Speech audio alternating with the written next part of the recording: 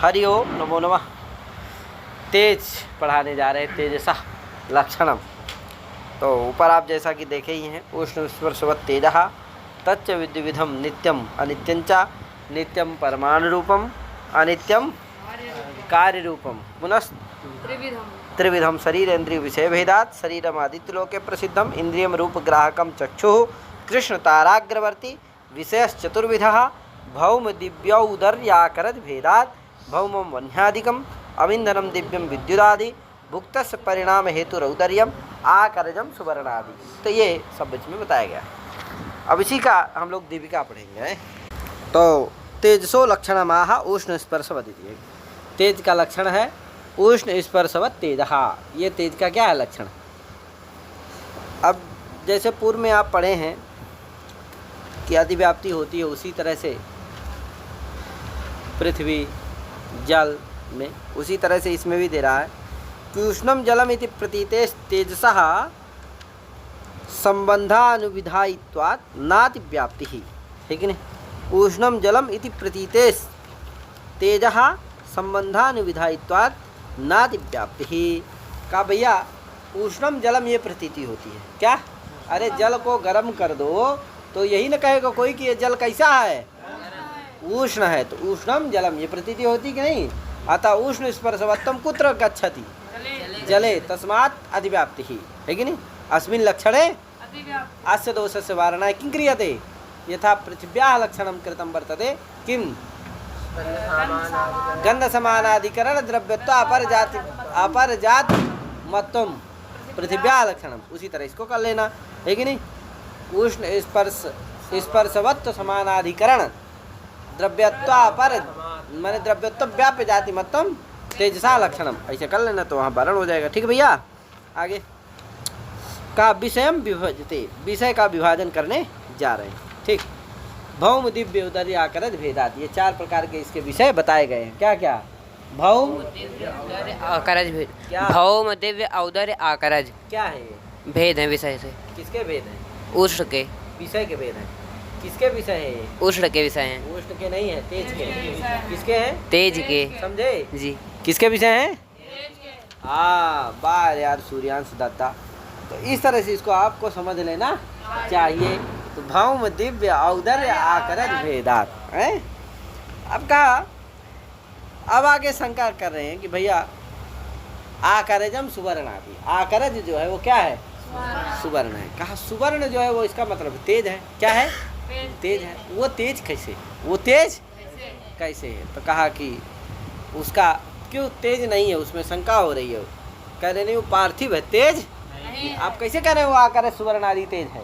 कहा है, कहा नहीं है। क्या है, पार्थिव है। कहा कैसे जाने पार्थिव है। कहा ये देखो मैं अनुमानाकार बता रहा हूँ आपको। सुवर्णम पार्थिवम पीतत्वात् गुरुत्वात् हरिद्राधिवत, ये अनुमानाकार है। क्या, सुवर्णम पार्थिवम हरिद्राधिवत, ये क्या है, कौन दृष्टांत है, हरिद्राधिवत। और अनुमानाकार क्या है, आप सुवर्णम पार्थिवम पीतत्वात् गुरुत्वात् हरिद्राधिवत। यहाँ तीनों चीज बताओ क्या क्या है। सुवर्णम पक्ष है, पार्थिवम साध्य है, पीतत्वात् गुरुत्वात् ये हेतु है। पीतत्वात् गुरुत्वात् ये दो क्या है, हेतु है। और हरिद्राधिवत क्या है, दृष्टांत है। तो इस तरह जैसे हरिद्रादि क्या है, हरिद्रा यानी हल्दी आदि पीला भी होता है, गुरु भी होता है, जिसके कारण वो पार्थिव है।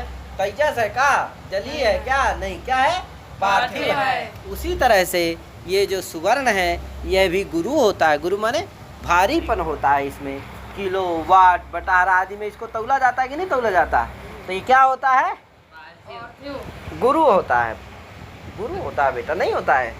और गुरु होने के कारण क्या है, ये पार्थिव है। ठीक है ना।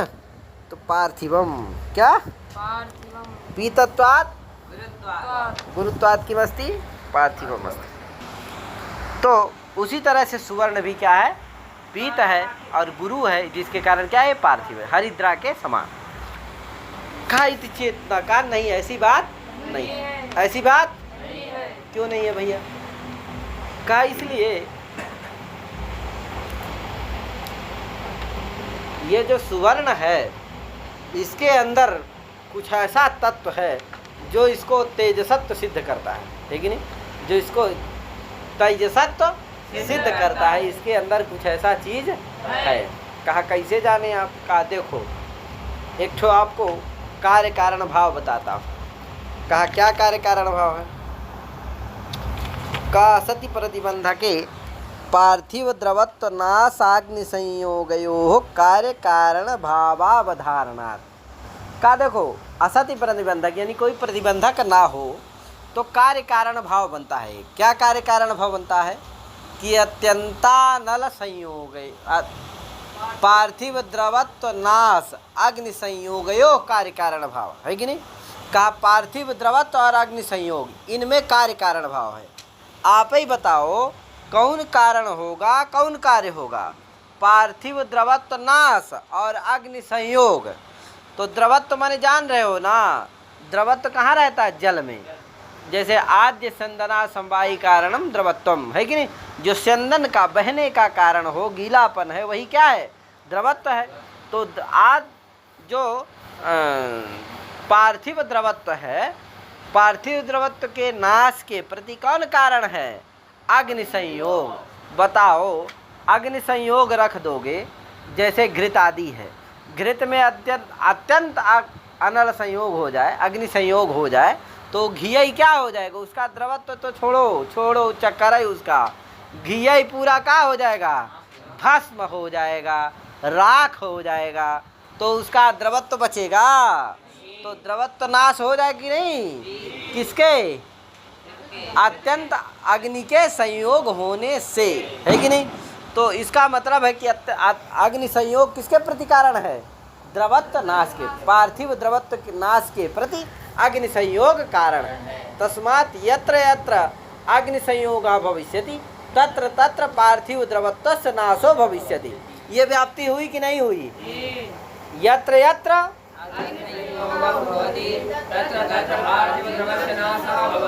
है कि नहीं, जहाँ जहाँ अग्नि संयोग होगा वहाँ वहाँ तभी न कारण बनेगा अग्नि संयोग। अगर पार्थिव द्रवत्व रह जाए, ये अग्नि संयोग होने पर भी पार्थिव द्रवत्व रह जाए तो कारण बनेगा अग्नि संयोग? कभी नहीं। लेकिन देखा जाता है कि नहीं भैया, जहाँ अग्नि संयोग हुआ वहाँ तो इसका मतलब है कि तहाँ वहाँ वहाँ पार्थिव द्रवत्वस्य नाशो भवति, पार्थिव ये व्याप्ति हुई, है कि नहीं।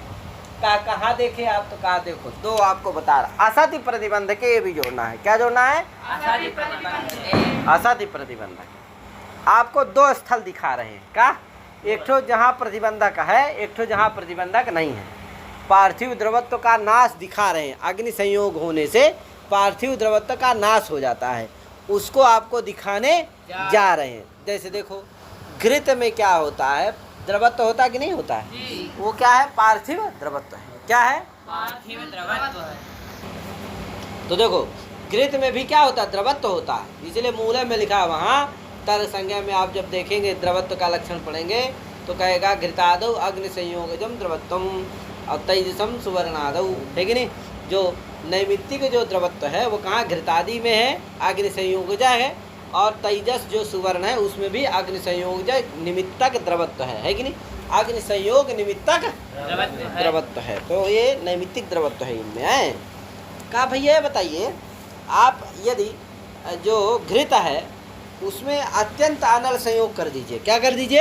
अत्यंत अनल संयोग। अनल माने अग्नि, अग्नि का अत्यंत संयोग हो जाए तो बताओ अभी क्या बताया तुम्हारा? घृत बचेगा? नहीं। द्रवत्व बचेगा उसका? नहीं। क्या हो जाएगा? नाश हो जाएगा कि नहीं हो जाएगा?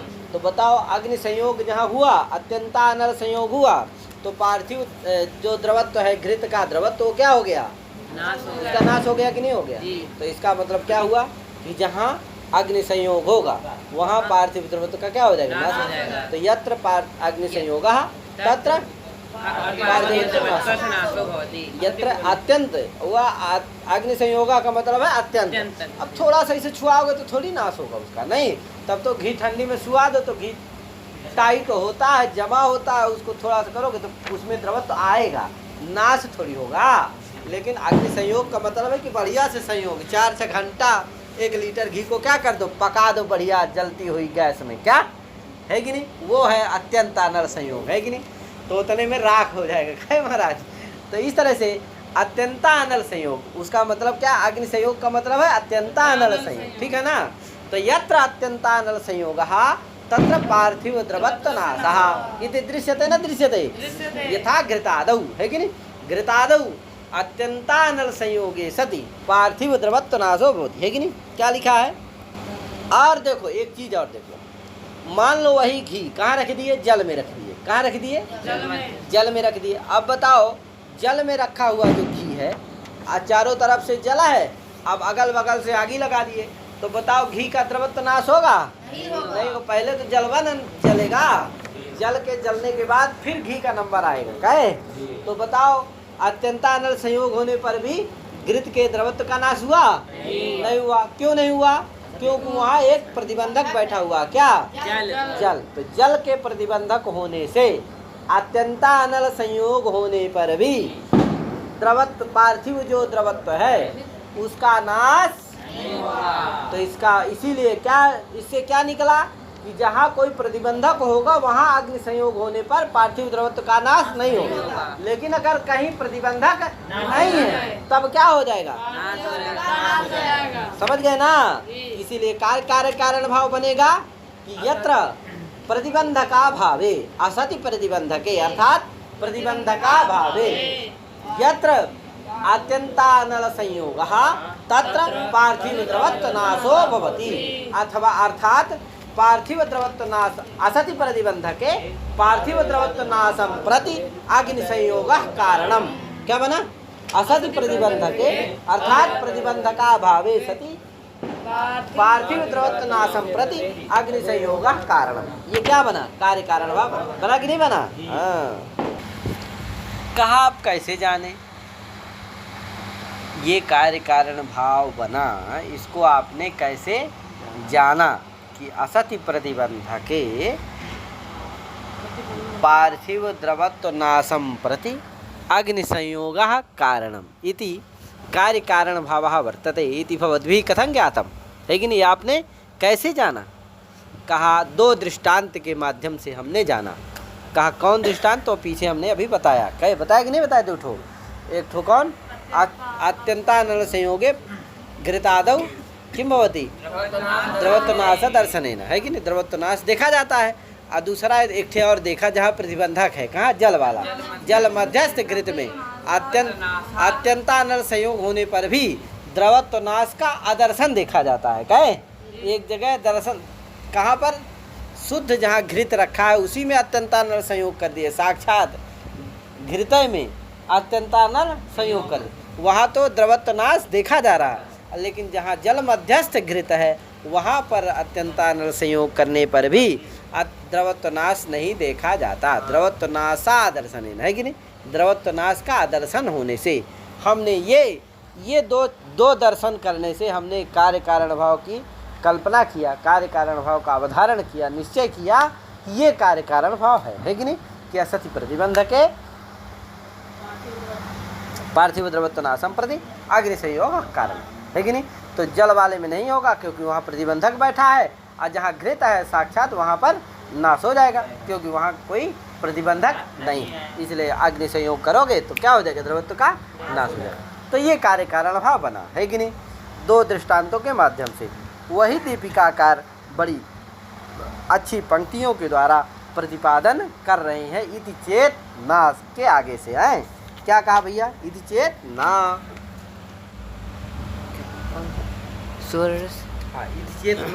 सुवर्ण से अत्यंतानल संयोगे सत्यनुच्छेद, नहीं ये तो आप आगे पढ़ रहे हो।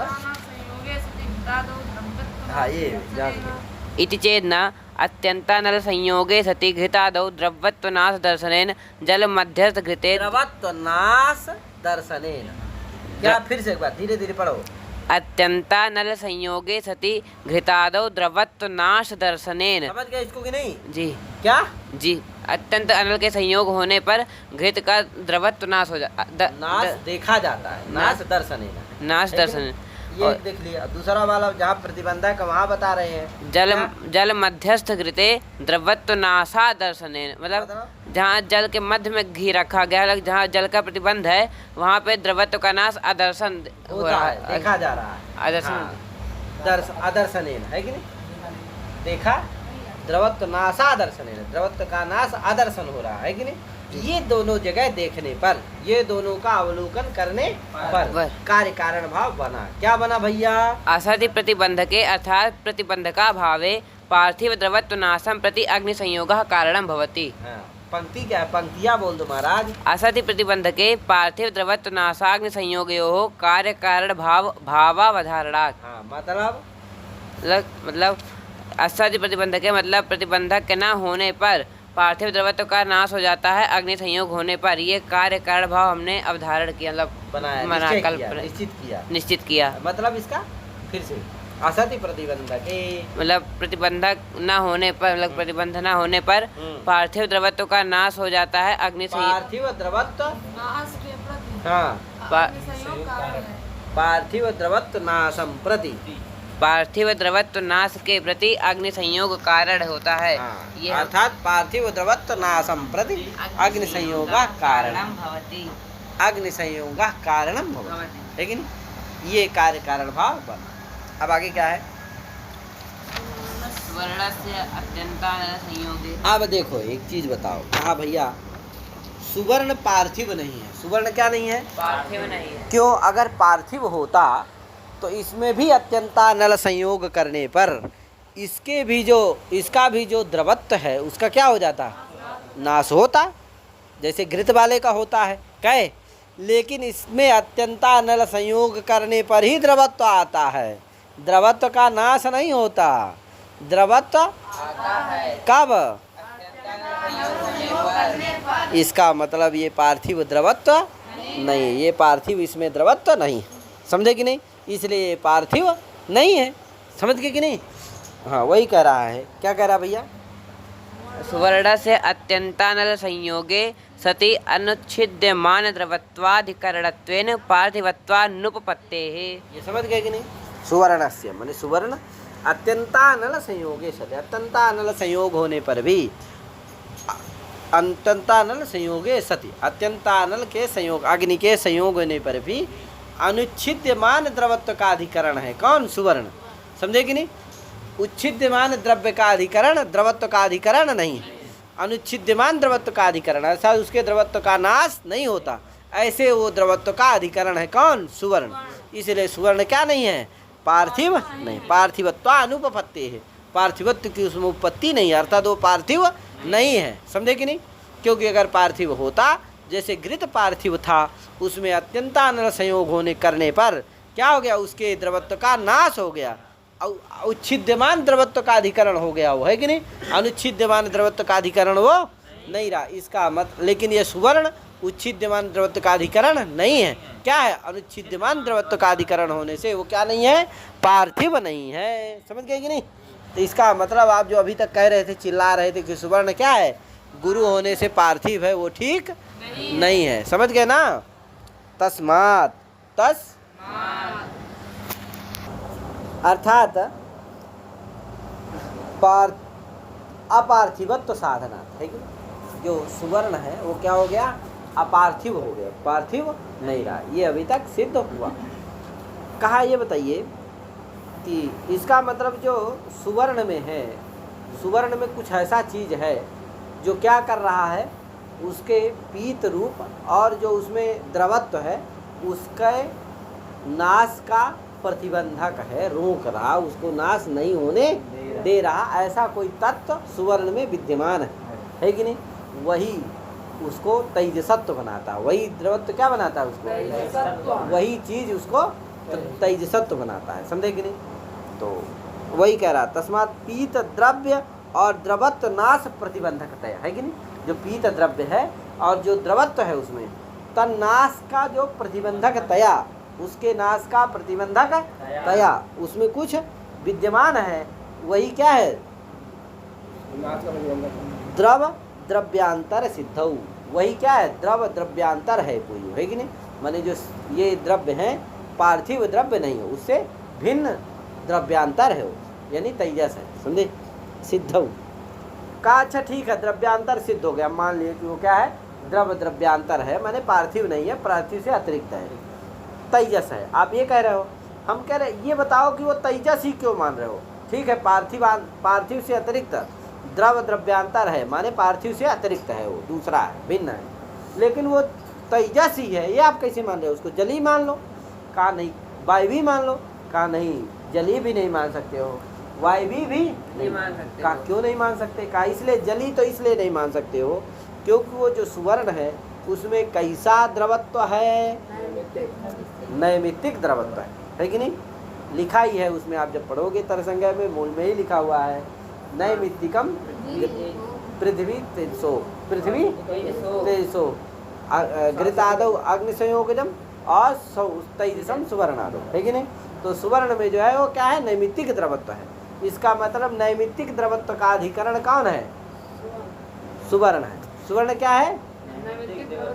अधिकरण। जो जल होता है उसमें कौन सा द्रवत्व रहता है? सांसिद्धिक द्रवत्व रहता है। तो बताओ, एक में नैमित्तिक द्रवत्व है सुवर्ण में और जल में सांसिद्धिक द्रवत्व है, तो बताओ सांसिद्धिक द्रवत्व वाले से ग्रहण हो सकता है नैमित्तिक द्रवत्व वाले का? नहीं। इसका मतलब है कि नैमित्तिक द्रवत्व जो सुवर्ण है वाला, जो सुवर्ण है उसका जल में अंतर्भाव नहीं हो सकता, क्योंकि दोनों भिन्न भिन्न चीज हैं। कहे एक में नैमित्तिक द्रवत्व रहता है और एक में सांसिद्धिक द्रवत्व रहता है, इसलिए जल में ग्रहण, जल में अंतर्भाव सुवर्ण का नहीं हो सकता, इसलिए वो जलीय नहीं हो सकता सुवर्ण। समझ गए कि नहीं?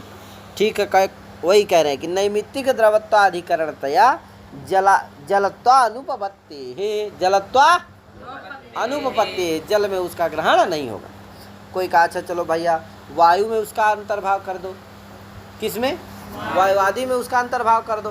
कहा नहीं भैया, वायु आकाश काल दिगात्मा मन इनमें भी उसका अंतर्भाव नहीं कर सकते। कहा क्यों नहीं कर सकते? कहा ये सब रूप रहित होते हैं, है कि नहीं? ये सभी क्या होते हैं? वायु आकाश काल दिगात्मा मन, ये सब क्या होते हैं? रूप रहित होते हैं। और लेकिन जो सुवर्ण है वो क्या होता है? रूप वाला होता है कि नहीं? रूप वाला होता है, रूपवान होता है। तस्मात् रूपवत्तया, है कि नहीं? तत्र रूपवत्तम वर्तते एतेषु रूपवत्तम नास्ति, तस्मात् एतेषु वायुवादिषु सुवर्णस्य अंतर्भावः भवितुं न अर्हति, है कि नहीं? इसलिए न वायु में, न उसका कहाँ हुआ? जल में हुआ, न वायुवादी में हुआ। तस्मात् वो क्या है? तेजस ही है। समझ गए ना? वही क्या? रूपवत्तया वायुवादिषु अनंतर्भावात् तेजसत्व सिद्धि, तस्मात् तेजसत्व सिद्धि। इसलिए क्या हो गया? वो तेजसत्व की सिद्धि हुई उसमें। वो क्या है? तेजस है। कोई कहा अच्छा एक बात बताओ भैया, वो तेजस हम चलो मान लिए वो तेजस है, लेकिन तेज का तो आपने लक्षण बताया है हमको कि उष्ण स्पर्शवत् तेजः, है कि नहीं? और जो तेज होता है उसमें भास्वर शुक्ल होता है कि नहीं? भास्वर शुक्लम तेजसी आभास्वर शुक्लम जले। तो भास्वर शुक्ल होता है, ये तो सुवर्ण क्या है? पीत है, क्या नहीं है? भास्वर शुक्ल नहीं है और उष्ण स्पर्श भी नहीं होता, इसको छूने पर गर्म नहीं लगता। ऐसा क्यों भैया? कह यही रहे हो आप कि नहीं वो तेज है, तेज है, तेज है, यही ना चिल्ला रहे हो। कहा कैसे है? कहा भैया है, लेकिन उसकी प्रतीति आपको नहीं हो पाती, क्योंकि उसका जो भास्वर शुक्ल है वो भी अनुद्भूत है, तिरोहित है, अभिभूत है, और जो उष्ण स्पर्श है वो भी क्या है? अनुद्भूत है, तिरोहित है, अभिभूत है। ठीक है ना? कहा क्यों? कहा इसलिए क्योंकि उसमें पार्थिव भी अंश है। वो पार्थिव स्पर्श के कारण, रूप के कारण, पार्थिव रूप के कारण क्या होता है? उसका जो रूप है, स्पर्श है, वो क्या होता है? तिरोहित हो जाता है, निभूत हो जाता है, जिसके कारण उसकी प्रतीति नहीं होती, रहता है लेकिन उसकी प्रतीति नहीं होती। समझ गए ना? वही लिख रहा है, तस्य उष्ण स्पर्श अभास्वर रूपयोर उपस्तंभक पार्थिव रूप स्पर्शाभ्याम प्रतिबंधात अनुपलब्धि, है कि नहीं? उसका पार्थिव रूप के द्वारा क्या होता है? पार्थिव स्पर्श और रूप के द्वारा प्रतिबंध हो जाने से उसकी उपलब्धि नहीं होती, अनुपलब्धि हो जाती है। समझे कि नहीं? तस्मात् सुवर्णे तेजसम इति सिद्धम, तस्मात् सुवर्णम तेजसम इति सिद्धम। तस्मात् सुवर्ण क्या है? तेजस है, यह सिद्ध हुआ है कि नहीं। अब आगे रूप रहित स्पर्शवान वायु, वायु का निरूपण होगा। ठीक है भैया।